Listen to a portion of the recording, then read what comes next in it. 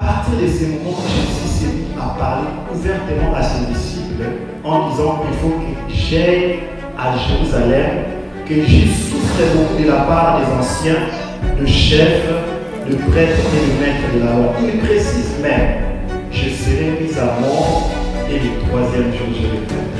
Amen. Amen. Amen. Jésus lui-même, il savait la raison pour laquelle il était venu sur terre. Il les a tous réunis et il leur parlait.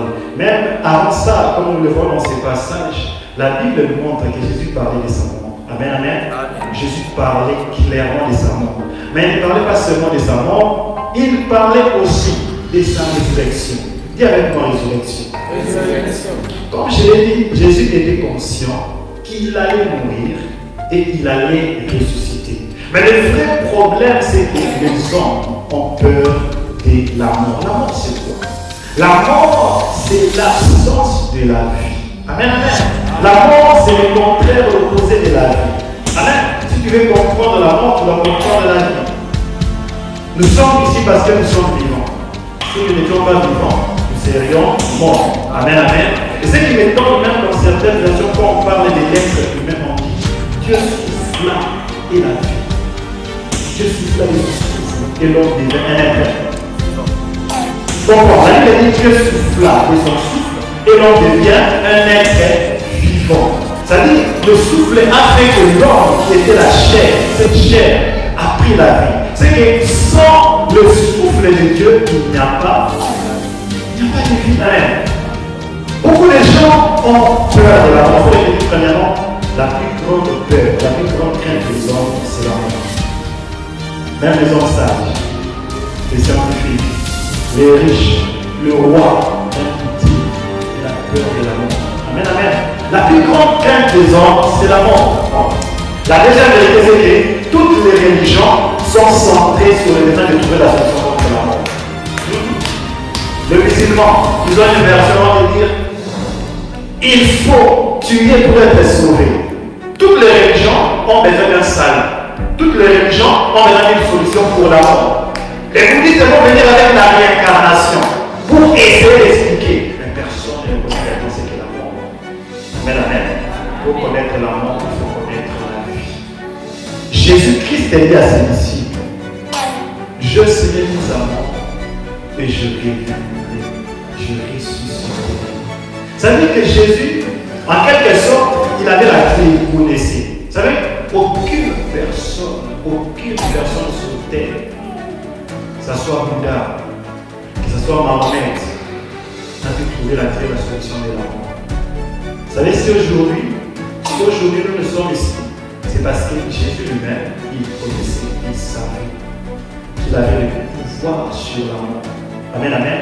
Il avait l'autorité suprême sur la mort. Mais aussi, il y a quelque chose qu'il faut savoir sur la mort, c'est que c'est le seul pouvoir qui contrôle tous les hommes, quelle que soit leur race, quel que soit leur rang. Pourquoi il fallait que Jésus meure? Pourquoi la mort? Pourquoi la résurrection? Pourquoi ces deux choses? Amen, amen. La première vérité qu'il faut comprendre, c'est que la mort a été créée par Dieu. Comment je vais vous expliquer?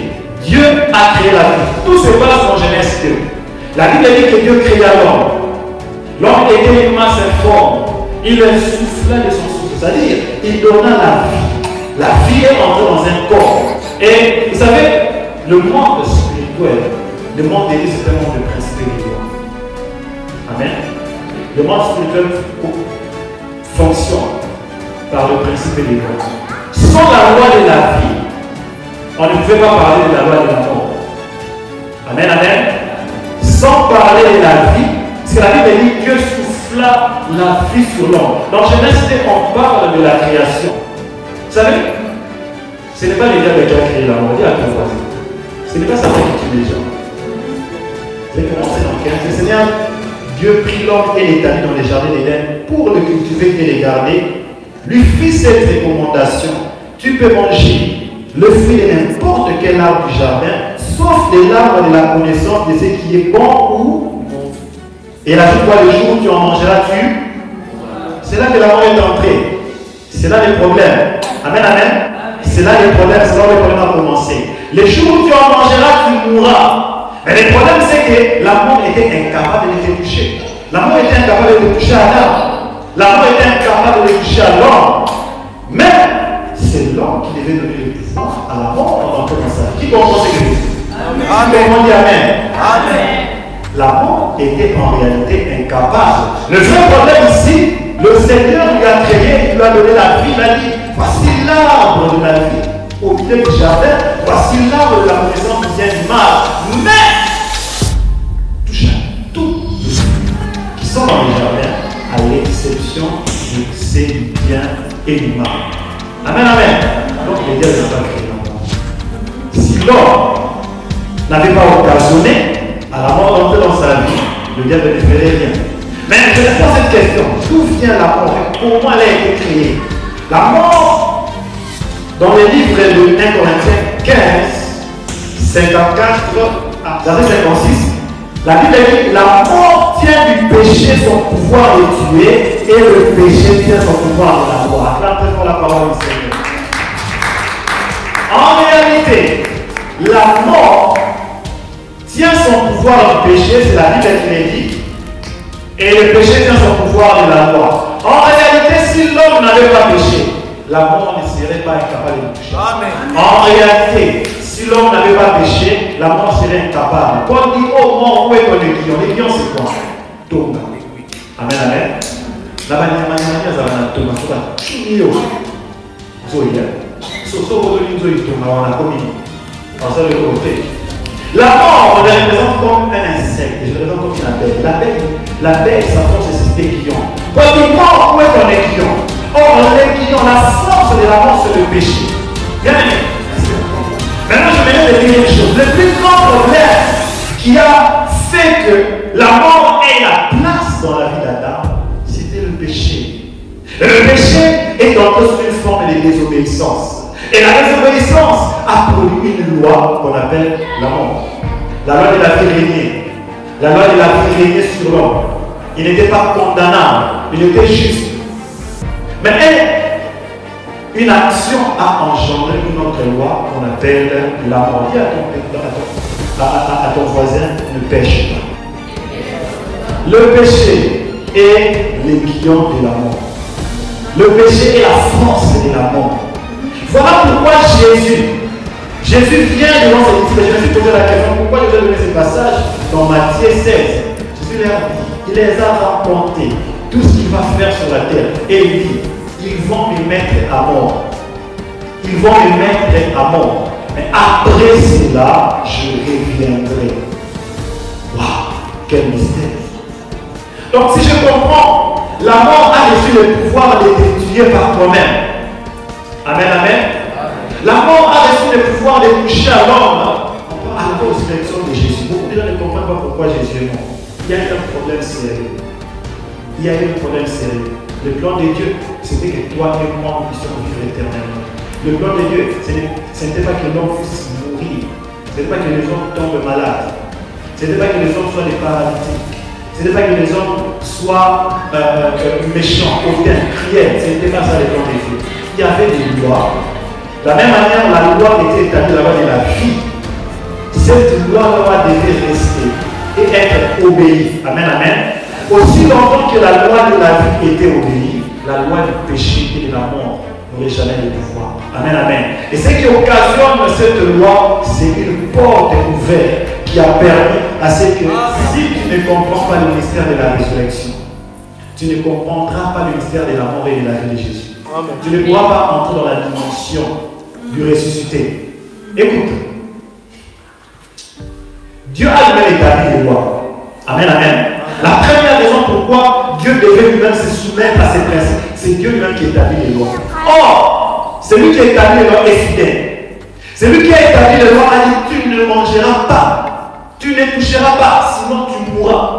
Il a établi cette loi et cette loi a été violée. Mais qu'est-ce fait? Il y a une autre loi qui a émergé, c'est que l'homme doit mourir. Amen, amen. Celui qui a établi la loi s'est dit, je ne peux pas aller au-delà de ma parole. Je dois maintenant trouver une autre solution. C'est là maintenant que la solution Jésus-Christ commence à venir. La Bible dit, car Dieu a donc aimé le monde, qu'il a donné son Fils, son unique, afin que quiconque croit en lui ne périsse point qu'il est là. C'est un mystère. J'aime la Bible parce que quand on parle de la résurrection de Jésus, on utilise un suffixe ré. Amen, amen. Il faut bien lire la Bible et comprendre pourquoi on utilise le terme. Il y a des choses que l'homme avait et il y a des choses que l'homme devait récupérer. Ré, c'est un suffixe, c'est un préfixe, c'est du fond dans la grammaire. Préfixe, préfixe, c'est la définition. Tous les mots, si tu les découpes, ça a la signification. Amen. Quand on dit résurrection, ça veut dire, le mot ré, ça veut dire une deuxième fois, ou bien retourner. Ré, il y a la parole en baptême. Je vais donner un exemple. Donner, redonner, ça fait encore un deuxième cycle. Amen, amen. Recevoir, par exemple. Ça veut dire recevoir, ça veut dire avoir de la part. Je vais expliquer. Recevoir. En fait, recevoir ou bien recevoir en français, c'est en fait un ancien mot qu'on n'utilise pas. Ça veut dire avoir. Avoir des fois. Recevoir. Amen, amen. Restaurer. Et Jésus, ou bien la parole de Dieu, utilise plusieurs fois le suffixe ré quand il s'agit de Dieu et l'homme. Je vais te restaurer. Je vais te. À part restaurer, restoration, in English, redeem. En anglais, redeem, toujours le mot ré. Et par alors, répands-toi, reviens. C'est comme s'il y a un cycle, quelque chose. Tu avais, tu as perdu, tu dois retourner. Amen, amen. La restauration, la résurrection, le renouvellement. Amen, amen. Et nous voyons que Dieu décide de remettre l'homme à la place. Par là, je commence par définir la résurrection. La résurrection, c'est revenir à la vie. Je parlais de la mort, n'est-ce pas? Amen, amen. Qu'est-ce qui donne la force à la mort? Le péché. Voilà. Maintenant, si ressusciter, c'est revenir à la vie, qu'est-ce qui donne la force à la vie?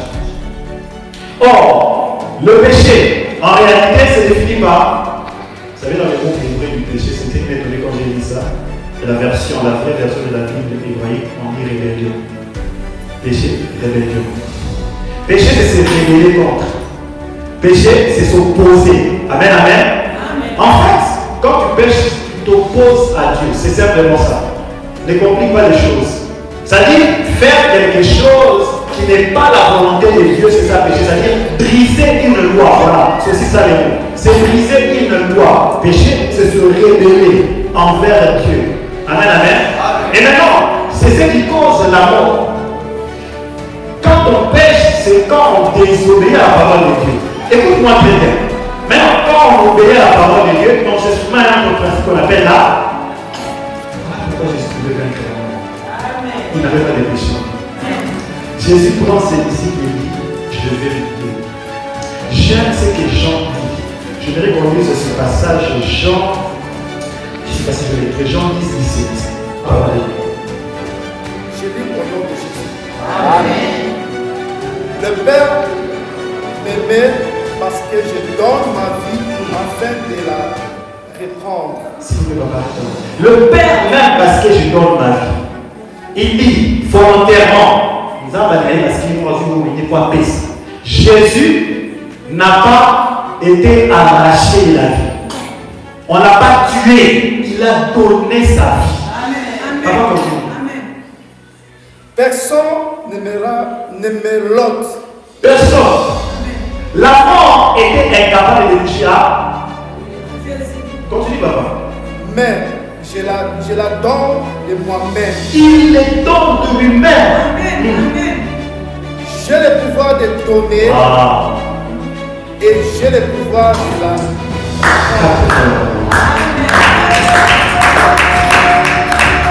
Si tu comprends ces mystères, tu vas l'ouvrir dans le monde spirituel. Jésus dit dans cette parole, il dit, il donne de lui-même sa vie. Jésus lui-même, il regarde les problèmes qu'il y a sur terre et se dit, je vais moi-même donner la vie. Pourquoi? Parce qu'en principe, l'homme devait mourir. Il y a des fois, vous avez avec le mystère de la mort. Beaucoup de gens disent que c'est le temps de la grâce. Le temps de la grâce a donné la vie à une personne. Mais cette vie-là, il l'a donnée volontairement. Il a dit lui-même, j'ai le pouvoir, je peux donner mon futur révisé. Il a dit, bon, maintenant je vais donner mon fils, mon unique pour toi. Et moi, tu as cette grâce-là. Mais ce qui est encore plus profond, Jésus lui-même donne la vie. Jésus, comment il peut donner la vie et mourir? Le problème, c'est que lui, face à la mort n'avait pas la capacité de toucher à Jésus. Pourquoi? Il y a une autre loi qui marche avec le Christ, la vie. Or, la Bible dit, dans le début, il a dit, le Père même. Pourquoi le Père même? Parce qu'il est obéissant au Père. Il ne vit pas dans le péché, il ne pratique pas le péché. C'est ça le problème de l'homme. Tellement qu'il ne vit pas dans le péché, il est sous une autre loi, la loi de la vie. Or, lui-même, il était la vie. Amen. Impossible d'avoir le péché. La Bible dit que les crayons de la mort, c'est le péché. Le péché vient, il dit, et que la mort vient, regarde, il n'a rien de lui en moi. Incapable de le toucher. Donc, j'ai dit, mais le problème, c'est que si moi je vais sur terre, là, la mort ne va pas me toucher. Mais comment je vais sauver Jésus? Comment je vais sauver Israël? Je dois le donner à lui-même. C'est ça le problème. On ne peut pas les toucher, la mort n'a rien à faire avec nous. C'est donc j'ai ma propre vie, je suis obligé de les donner. Et je vais d'accord. Je vois qu'en réalité, il fallait qu'il y ait un substitut. Il fallait que quelqu'un m'aide. Il fallait que le péché soit ôté. Là, on a parlé de réconcilier avec lui-même. Là, vous parlez de réconcilier tout avec lui-même. Et puis, tant ce qui est sur la terre, ce qui est sur la terre et ce qui est dans les cieux. Arrête un peu là-bas. Jésus a donné sa vie pour tout. Même le péché. Même le chrétien, tous les mondes. En fait, le problème qu'il y avait, c'est que la terre entière était condamnée à cause d'Adam. Quand vous comprenez le mystère du péché, tu vas sauver le péché, parce que le péché a fait la malédiction. Toutes ces choses. Un seul péché, tout le monde est condamné. Mais oui, parce que Adam ne comprenait pas qu'il avait 6 millions d'habitants sur lui. Il ne comprenait pas que toi tu devais venir de lui. Au travers d'une personne, voilà pourquoi vous allez remarquer que dans les liens familiales, ça suit. Quand le péché tombe, le péché fonctionne comme ça. Si Adam ne veut pas pécher, nous tous ne serons pas condamnés. Mais Jésus, quand il est venu donner sa vie, il est venu donner sa vie pour tout le monde, toute l'humanité. Et le problème, c'est que la mort avait déjà pris place dans la vie des hommes. La mort avait réclamé les hommes. C'est une loi. La loi dit tous sont péchés et sont privés de la gloire de Dieu. Tout le monde doit mourir. Même le roi passe par là. La mort a dominé et il a piétiné. Mais Jésus vient. Le vrai problème, c'est que la mort n'a pas compris. Il vient appliquer la même loi avec Jésus. Jésus vient d'expliquer à ses disciples de dire, écoutez, la mort ne comprend pas. Je suis venu pour vous. Il raconte l'histoire. Les disciples ont peur de la mort. Pourquoi tu as peur de la mort? Les disciples ont peur de la mort. Même Pierre dit, oh, frère, vous connaissez cette histoire? La Pâque. Mais les disciples ont dit non. À chaque fois que Jésus parlait de sa mort, ils avaient peur. Parce qu'ils ne comprenaient pas qu'il n'avait pas seulement la vie, il était lui-même la vie. Et la Bible dit comment leur raconter. Il avait une autre formule pour conquérir la mort. Vous savez, ce monde marche par le principe. Et les étudiants, c'est d'étudier la parole de Dieu pour comprendre lesquels. Vous savez ça? Ils ont étudié les sorciers, les diables de son armée. Les diables ont étudié comment Dieu fonctionne. Ils disent non, pour un Simba Israël, un Sou Israël aussi, comme ça, c'est comme ça que les diables fonctionnent. Le diable n'a pas la capacité de toucher à ta vie, il ne peut pas te tuer. C'est toi qui es en train de te soumettre sous une loi qui nous permet de travailler. Et Jésus savait qu'il y avait une autre stratégie pour confronter ces plans. La mort vient, il pense que je vais lui prendre comme j'ai pris tous les hommes. Alors que Jésus avait déjà pris tes péchés avec toi sur lui. Écoutez ce qui se passe. Je parle très calmement pour expliquer. Il est venu prendre tes péchés.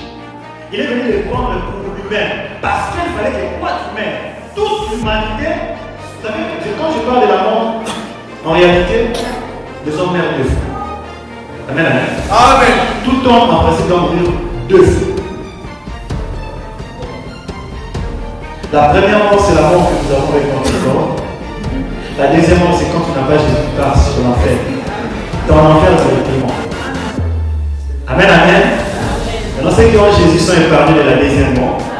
Parce que le corps va périr, mais l'esprit va partir. Et le plus grand problème ici, c'est que Jésus avait pris tous tes péchés parce qu'il y a une seconde mort qui t'attendait. Mais vu que lui, il n'avait pas de péché, il fallait une raison qui devait le condamner afin que toi tu sois sauvé. En prenant tes péchés, les diables ne savaient pas, la mort ne savait pas que quand il tuait Jésus, il tuait tes péchés. Il t'est justifié. C'est le principe. Le principe de la justification est une équation qui a trouvé ça. Le principe de la justification, je ne crois pas que si Satan savait ça, il allait entrer dans Judas. Quelle humiliation, quelle défaite. Jésus a pris le péché de toute l'humanité avec lui sur la croix. Et lui, il est en train de penser qu'il est en train de faire Jésus en tuant Jésus. Il est en train de l'humilier alors qu'il est en train de donner Jésus sa nom. Parce que le péché des Gédéons n'était plus en Gédéon, c'était plus Jésus. Le péché de Jonathan était plus que Jonathan ce jour-là. La Bible dit là, ma père de Namaï, Namakila, Makilé Simaïkouri, sur la croix. Voilà pourquoi je ne blague pas avec l'œuvre de la grâce. C'est une grâce. Quelqu'un est mort. Amen. Quelqu'un est mort pour cela. Amen. Voilà pourquoi quand vous péchez, quand nous péchons, ne pensons pas que Dieu est content. C'est vrai qu'il oublie le péché. Il dit, je dois les péchés. Amen. La version de la Bible dit, je vous rappelle du péché. Ce n'est pas qu'il y a le péché, il a oublié. Il a effacé. Il ne va pas te rappeler. Il ne va pas te mettre cela sur ta tête parce qu'il t'a déjà. Mais ce qui est un mystère ici, c'est que Jésus-Christ a porté notre péché et il est entré 3 jours comme il avait dit à ses disciples parce qu'il savait qu'il avait le péché. J'ai commencé par ce passage où Jésus savait. Aucun homme n'a eu le courage de dire que je suis là. Aujourd'hui, on nous trompe trop. Vous savez, il ne faut pas écouter. La chrétienté n'est pas une religion. La chrétienté n'est pas une religion. La Pâque doit nous rappeler qu'ils ne sont pas des fanatiques d'une église, d'un pasteur, d'un homme, d'un berger. Non. Il y a une personne qui a donné sa vie pour toi, c'est Jésus. Et cet homme-là, il est lui-même la résurrection.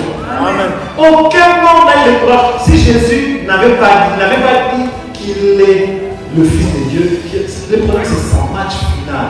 C'est là. Je me rappelle quand j'étais à Kinshasa, il y avait un homme qui s'appelait Papa Ouma qui avait dit il va aussi être enlevé. Il ne va pas mourir. Il a rassemblé les gens. Il a rassemblé beaucoup de personnes. Et il a commencé à dire quel spectacle ce jour-là. Les gens étaient étonnés. Ils montaient aussi. Prise de définition, c'est la mort. Il est monté à un moment donné, c'est c'est un processus.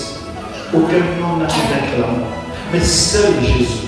Et cela s'est fait en réalité 2000 ans passés. Il a accompli cela sur la croix. À plus forte raison, notre foi doit être enracinée sur Jésus. Le plus grand problème des hommes, ils ne veulent pas croire en la résurrection de Jésus. Beaucoup de personnes n'acceptent pas. Il a tellement rendu cela facile. Et il dit, si tu acceptes que je le fais pour toi, tu seras sauvé. Quand on croit en Jésus, on ne croit pas seulement qu'il est mort, on croit qu'il est ressuscité avec nous. Pourquoi si tu n'as pas compris le principe de la résurrection, tu as mal commencé avec Dieu. Comment tu es devenu enfant de Dieu sans comprendre qu'il est mort et il est ressuscité? Tu ne comprends même pas que c'est un mystère. Parce qu'en réalité, nous avec Christ, nous n'avons plus de contrat avec la mort. Nous n'allons pas mourir aujourd'hui pour rester dans le tombeau. Non, nous allons ressusciter. De la même manière, il est ressuscité. Le 3e jour, il est sorti du tombeau. Le 3e jour, Jésus s'est levé. Non qu'on l'a ressuscité. Le 3e jour, il a dit, je peux donner ma vie, je peux la récupérer. Il a récupéré sa vie. Et je dis, le problème, c'est que la mort, c'est le plus grand problème. Parce que la mort commence par des petites choses, la maladie. Quand il a vaincu la mort, il a aussi vaincu toutes ces choses. En fait, la résurrection de Jésus, c'est une manière de nous dire qu'il a aussi le pouvoir sur le péché. Parce que la Bible dit qu'il est sans péché. Il était sans péché. Voilà pourquoi la mort ne pouvait rien. Si aujourd'hui, tu décides de te débarrasser du péché, la mort ne peut rien dans ta vie. Je parle à quelqu'un. Amen. Amen. Le problème est quoi? Quand on parle de la mort, on parle de la maladie. Le diabète, toutes ces choses éprouvées. Le plus puissant, c'est la mort. D'ailleurs, même, en quelque sorte, la mort, c'est le commencement. Comment on dit? Vous savez, comme nous vivons, si on à cause de cette malédiction. Quand tu nais, tu commences aussi à mourir. C'est seulement à cause du péché. Amen, amen. Maintenant, quand tu nais de nouveau, tu ne peux plus mourir une deuxième fois. Les hommes de ce monde, ils doivent naître une fois pour mourir deux fois. Wow. Mais nous, les chrétiens, nous devons naître deux fois pour mourir. Ce n'est pas possible. Je vous explique. Les hommes de ce monde, il est né une fois. Il n'a pas Jésus. Il va mourir dans sa chair. Son esprit va encore mourir dans la chair. Mais nous, chrétiens, à cause de Jésus, nous sommes nés une fois. Et nous devons naître de nouveau. Afin que quand nous va venir prendre, notre corps meurt, nous demeurons éternellement avec lui. C'est ça le mystère de la foi. Et ce mystère a de l'efficacité et quand nous restons dans la vie. Or, la loi de la vie exige l'obéissance. La loi du péché exige la rébellion. La loi du péché amène, la loi de la mort exige le péché. Le péché, c'est la rébellion. La désobéissance envers Dieu. Qui a compris cet appel? Amen. Il y a beaucoup de choses à se dire, mais la puissance de la résurrection, la puissance de la loi de la vie, la puissance de Jésus-Christ en nous. Or, la Bible dit, Dieu souffla et l'homme, l'être humain devient un être vivant. Ça veut dire, cette vie c'était le souffle de Dieu. Or, le souffle de Dieu, c'est le Saint-Esprit. Le souffle de Dieu, c'est le Saint-Esprit. Jésus lui-même, il dit, vous savez, dans le passage de Bible, si nous croyons pas les tours, nous coulerons. La Bible dit qu'il avait l'esprit en lui sans les yeux. L'esprit n'était pas sur lui. Je vais vous lire tous ces passages. Quand on parle de Jésus, l'esprit s'est posé sur Jésus. Jésus n'était pas posé sur l'esprit, il était en lui. La plénitude de Dieu était en lui. Donc la vie était en lui et il était la vie. Vous savez, quand on parle de la résurrection, l'objectif de la résurrection, c'était la conquête d'un royaume. Le royaume des dieux que nous sommes. Quand on parle du royaume, il faut comprendre que le royaume du ciel avait envoyé un ambassadeur pour venir récupérer ce qui lui appartient. C'est ça qui est la résurrection. Amen. Vous révèle. Vous savez, le ciel est un royaume. Amen, amen. Et il faut conquérir sur terre. Pour conquérir, il faut avoir un dirigeant. Et la Bible dit qu'il vient même de mettre venu. Avant de partir, il a dit, j'enverrai l'esprit. Il est ressuscité. Il est ressuscité, il a conquis la mort de la vie. Je ne vous laisse passer. J'enverrai l'esprit.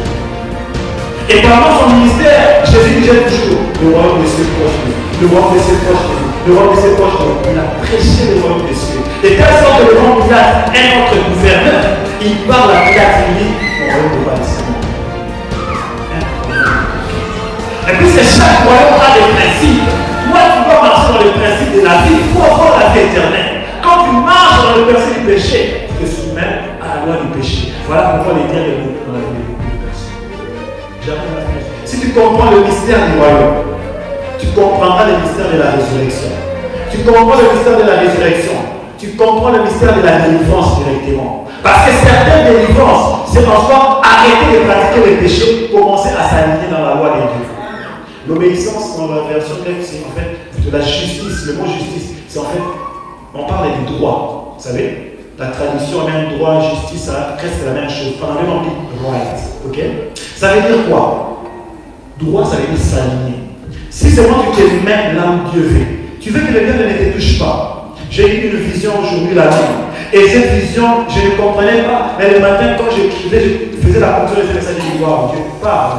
J'ai une prédication que j'écris et Dieu le confirme par une vision. Je m'étais endormi aux alentours de 2h, 3h. Je vois un grand serpent. Je parle de singe. Un grand serpent. Ce message peut concerner le discours du Christ en général. C'est grand, il est tellement long. Mais Dieu m'a montré sa tête. Et je veux sacrer. Je vais l'expliquer comment j'ai vu ça. Sa tête avec une chaîne qu'il avait fermée. Il ne devait manger personne. Mais il s'était la terreur. Les terres où le monde était agité. Pourquoi le monde était agité? Les parties de son corps étaient tellement longs. Les parties de son corps, certaines fois, étaient sous le sol dans ma bénédiction, dans la cave. La partie de son dans ma bénédiction. Quand tu marches dans un pôle, on dirait que quand on va tout n'a pas musique. Pour qui la pèse à musique, il était presque pas enroulé. Et maintenant, le problème, c'est que ceux qui étaient sur la terre, quand il crisait des émotions, il s'enfonçait de plus en plus. Mais je me suis remarqué que j'étais au-dessus, je voulais. Je pouvais parler aux gens, mais moi je n'étais pas sur la terre. Et je voyais que certaines personnes restaient sur la terre. Mais le plus grand problème, il y a des gens qui montaient vite et qui montaient doucement. Et de fait de chercher à monter, ils étaient en train de rester. Le songe s'est arrêté comme ça. Le diable est un serpent qui a été enchaîné. Il ne peut rien. Mais il est en train de s'aimer la panique dans la vie de ceux qui n'ont pas Dieu. Or, ceux qui n'ont pas l'Esprit de Dieu ne peuvent pas monter. Ils vont rester et seront engloutis avec lui. Voir la terre être détruite par cet esprit, ces serpents, ça veut dire que la terre est déjà condamnée. Et si tu n'as pas Dieu, tu es condamné avec Dieu pour pratiquer le péché. Voilà pourquoi il ne faut pas vivre dans le péché. En un moment cet après-midi, la mort tire sa place par le péché. Or, le péché, c'est ce qui donne la force à la mort. Si toi, tu vis dans l'obéissance à la parole de Dieu, tu seras au-dessus de la maladie. La Bible dit que Jésus, il entre dans la maison de la belle mère de Pierre. Il ordonne à la fièvre de partir, la fièvre est partie. Il entre dans la maison de ces Romains, de ces ouvriers romains. Il amène la guérison dans la vie de son fils, de sa servante. Il part chez Lazare. La Bible dit Lazare était mort 4 jours. Son corps a pourri. Vous imaginez la puissance que Jésus avait. Lazare, un corps détérioré. Je veux dire à une personne cet après-midi, les problèmes avec la vie, ou bien les problèmes avec Jésus, ce n'est pas l'expérience, le nombre, ou bien la gravité de ta situation. C'est simple. Le problème, c'est moi qui c'est le péché. Reviens totalement. C'est là que la vie peut opérer. Jésus était tellement lui-même la vie. Et quelle que soit la profondeur sur laquelle Lazare était, la pourriture qu'il avait, Jésus l'a ramené à la vie. Je ne vois rien que Dieu ne peut pas faire aujourd'hui. À cause de ce qu'il a fait sur la croix. La croix est un signe qu'il a tout, qu'il a la capacité de tout faire. Et lui-même, il savait. Vu qu'il le savait, il disait à ses disciples, je vais mourir, je vais revenir. Personne d'autre n'a fait ce qu'il a fait. Même toi et moi, nous étions incapables, même de se lever aujourd'hui et de prier le Seigneur. Mais Jésus-Christ l'a fait. Est-ce que tu peux acclamer pour le Seigneur et le Seigneur? Lève-toi, on va rapidement prier. Cet après-midi.